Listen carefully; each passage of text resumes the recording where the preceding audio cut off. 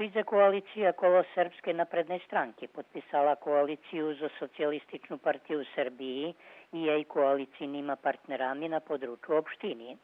Jak posle toho vyjavil novi predsjedatelj opštini zo Srpske napredne stranke Predrag Vuković, zostim jeho plan rozvoju opštini Šid u nastupnim periodu dostal polnu potrimovku v Ekšini političnih partijoh i njet pričini, že bi njebu i vytvoreni.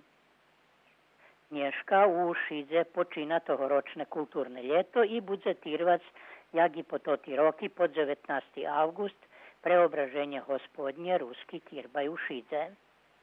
Tohoročne kulturne ljeto počina veljov šćašej pre popularnost, jak potolkovali u kulturno-obrazovnim centre i opštinske turistične organizaciji. Na večer u Šidze bude odbavena teatralna predstava Buba u uhu, a po predstavi nastupi i beogradski band Beti Bum.